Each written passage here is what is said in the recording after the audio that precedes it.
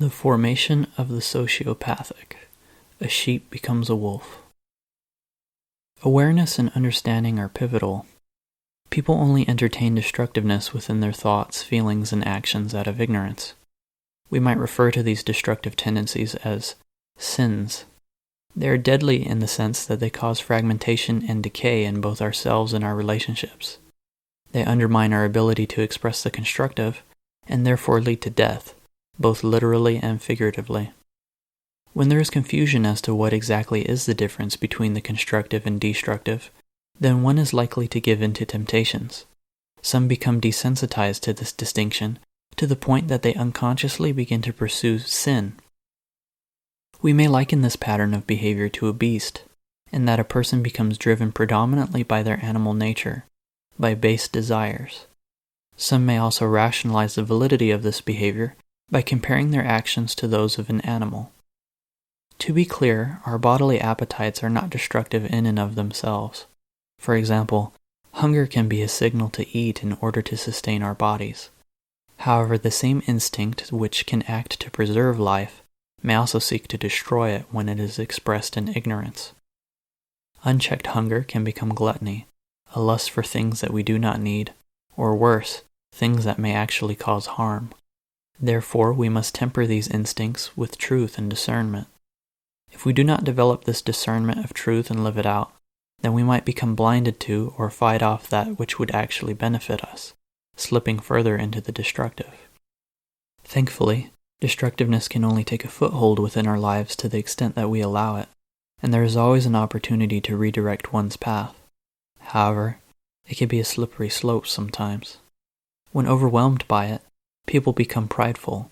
They begin to think that their own desires take priority over all, and so begin to manipulate others in an attempt to fulfill them. When this manipulation is done intentionally, then we might refer to it as iniquity, to knowingly commit sin after you are already aware of the consequences of that thought, feeling, or action. Conscience is a quality born of empathy, and understanding that all others are as important as we are, while simultaneously respecting ourselves. Becoming more efficient and taking advantage of others should never be mistaken as clever, nor can we ever hope to find success by such means, as internal holes can never be filled with things external to us. Peace and love overflow from within, and are extended to everything around us, not parasitically leached from them. When the animalistic desires are left unchecked by conscience, and are aided by cunning, then the wolf in sheep's clothing appears. This is when a person puts on an aura of goodness to try to maximize the effect of their deception, but underneath this cloak of charisma lies a heart of darkness. Other people have become prey, the objects that they attempt to feed off of in whatever ways they can.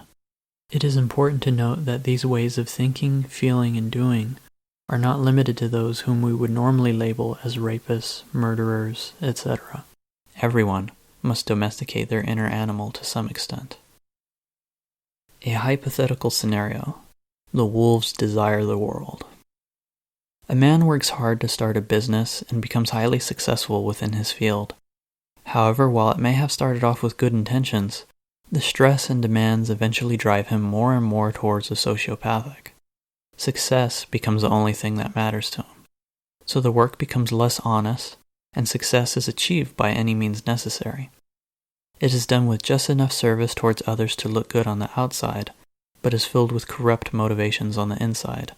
It grows like a tumor. Some honest people work with him unwittingly, thinking that the business is an extension of the ideals that it professes. Few are fully aware of the schemes and want to make themselves a part of them, and those that do are usually of a similar sociopathic bent. They become a pack of wolves who lust for control and riches. Once he reaches a certain level of success, he attempts to use his influence to burn the bridge behind him so that none may follow his path to riches. His greed knows no bounds and he wants everything for himself. This creates a strong division in the distribution of power and wealth within his sphere of influence. Those who get the short end of the stick in this deal notice and start to rebel. Few recognize the actual source of the issue, that is, their own sociopathic tendencies. To further divert the attention from himself, he invests in actions which set the people against one another by playing off of those tendencies. If you divide and conquer, then the power expressed through unity can never become fully manifest.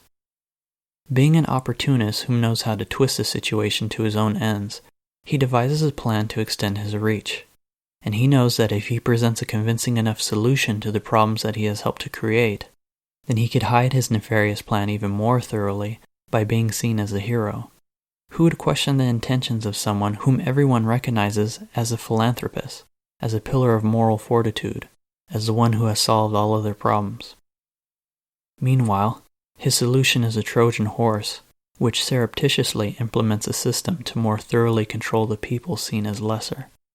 It is not enough that he and his pack hoard all power and wealth in society, but that others also become slaves to their ends. The trick is getting people to willingly be a part of that system, to dress it up as something wonderful, so that it is distributed far and wide. The sheep are happily building a fence around themselves, unaware that they will not be able to escape when the wolves come to slaughter them. The first step is to centralize media. You control the outcome of a story if you direct the narrative, brainwashed through constant repetition of distortions, by suppressing dissent towards one's aims, and by flooding the channels with noise to make it harder to perceive the truth. Then increase fear and desperation by poisoning the well and manufacturing lack. In the struggle for survival, everyone becomes an animal. Now you can more easily corral them together.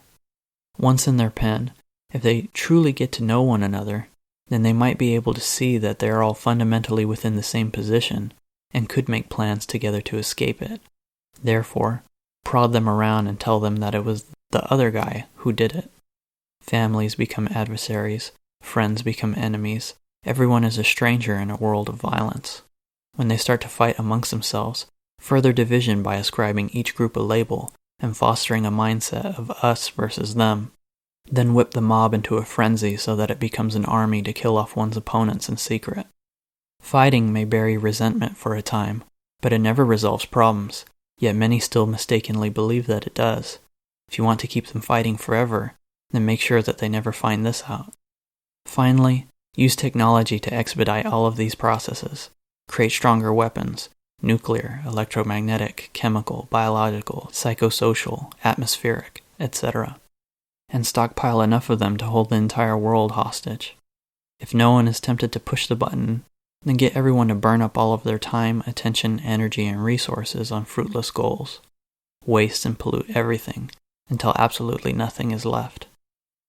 Little do even the most vicious wolves know, they too were once sheep. They are simply being used by an entity that wishes to kill everyone, including them. Any plan for dominance of the world ends in its utter destruction, for evil allowed to run wild will eventually destroy itself.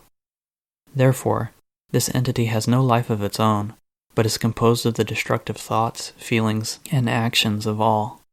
People are possessed by it whenever they repeatedly and willfully choose sin. Step by step, the plan is undone when we choose to honestly work together towards the constructive without compromise. But beware of one who claims to have all of the answers. They may just be a wolf in sheep's clothing.